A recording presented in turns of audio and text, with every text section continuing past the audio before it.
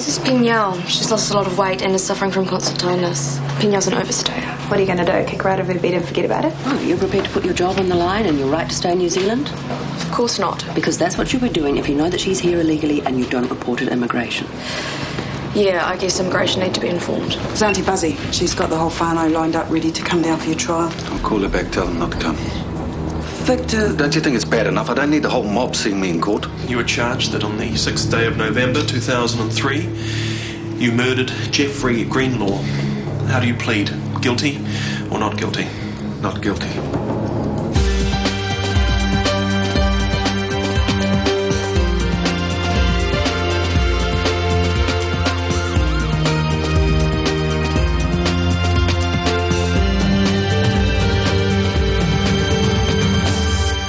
Maisie Hughes is a breakthrough for us.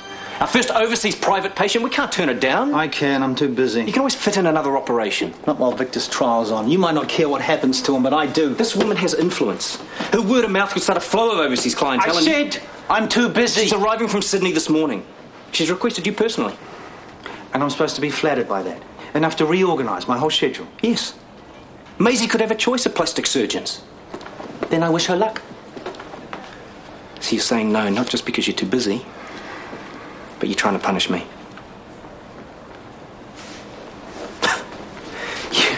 You are so obsessed with wreaking some kind of misplaced revenge that you are in danger of losing everything you've ever worked for. What kind of sense does that make? Warner. Oh, hi. Yeah, just a tick.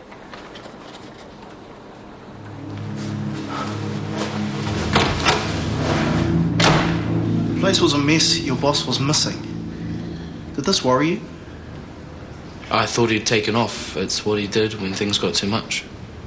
Do you have any idea why things might have got too much? He'd just broken up with his... with Jeremy.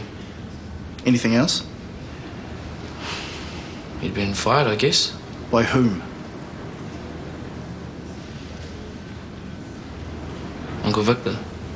The defendant? Yeah. Tell the court, please, about discovering Dr. Greenlaw's body. I needed some stuff for the lunch menu. And as soon as I opened the chiller door, I saw him. He was sort of sitting up, but I knew straight away he was dead. And then I tried to stop Delphi from seeing him, but I couldn't. And then what happened?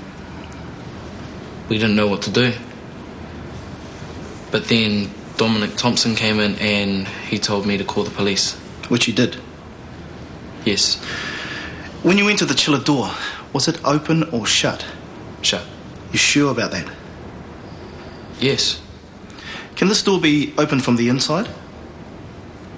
No. What does this suggest?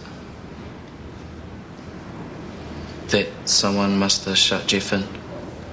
What time did your uncle arrive home? Between 12:30 and 1. How was he? It's fine. He'd just gone out for some pizza. He was just normal.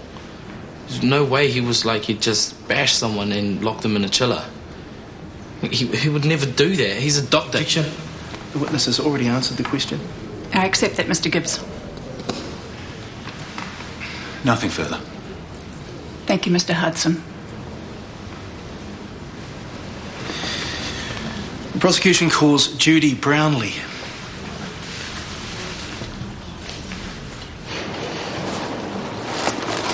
Well, I hope you're pleased with yourself. Pinyal's so distressed about being deported we had to sedate her. Of course I'm not pleased. And Winsome, she's inconsolable. But as long as your conscience is clear. You think that's how it is? You think I feel nothing? I wonder.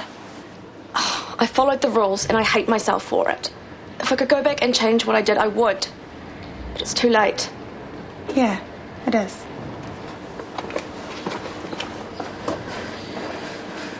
We all knew that the Doxy Court trial had been terminated.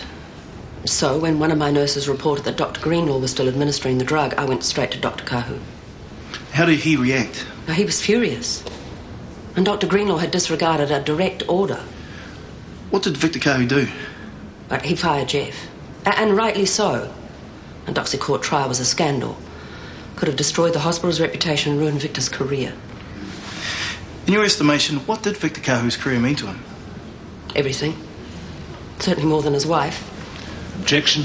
I'm only saying what Anne told me. I'll allow it. What did Anne Kahu tell you? That Victor only took her back because Rex said she'd make him look good. That's all she was to him, a political fashion accessory.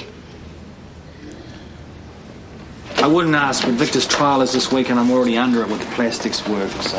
Hey, you don't have to persuade me. I'm happy to have Harry every night if that's what you want. No, it's not. I miss him.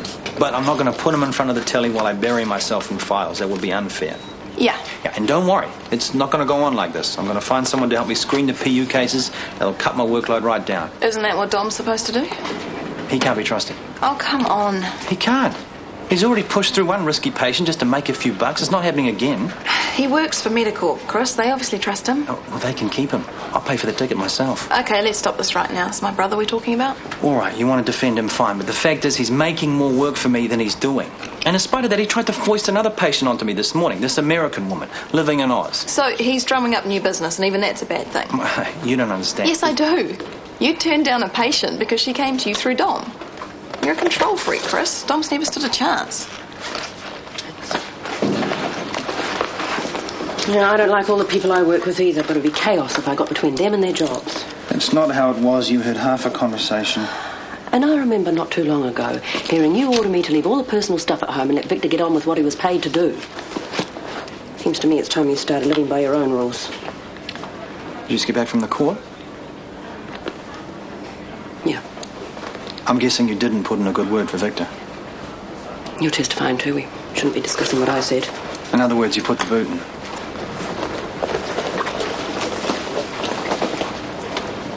From a reading of his basal body temperature when he was found, we estimate that the deceased was in the chiller at a temperature of 2 degrees centigrade for around 10 hours.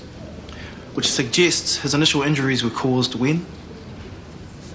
Approximately 12 midnight. In your expert opinion, Dr. Bird, what was the cause of death? A slow intracranial bleed caused by an overwhelming brain injury. Such as would be inflicted by being hit on the head with a heavy object? Yes. How long would Dr. Greenlaw have taken to die? Maybe 2 hours, possibly longer. Thank you. No further questions. Come on, take 10 minutes off, have a coffee with me. I can't, babe. We're too busy. Would I like to go, please? Hey, aren't you supposed to be in court today? Oh, I am. Later. It's 12 o'clock and here is the news. Shh. In the High Court today, the trial is underway of a prominent Auckland doctor accused of murdering Ferndale oncologist and publican, Dr. Jeffrey Greenlaw. Now that court is in session, the name suppression order has been lifted and the accused has been identified as Dr. Victor Kahu, former CEO of Shortland Street Hospital. Oh, poor Victor. You'll be all over the papers by now. Yeah, and tell him. Yeah, you won't be able to walk down the street. But this is so unfair. He didn't even do anything. You think I don't know that? You think I don't wish I could remember what happened that night? You guys might find telling lies on the witness stand a piece of cake, but I don't. I have to be honest about what I know. Hey, look, Lee, no one said anything. Forget the coffee. Hey, don't let them get you. I'm not. Good, because you're right. You have to be honest, otherwise you'll be dropping yourself in it. And for what? Well, I know Victor's innocent. It's not up to you to prove it. You stick to your guns and do what you have to do. No, I'm going to. You don't have to look like you're going to enjoy it.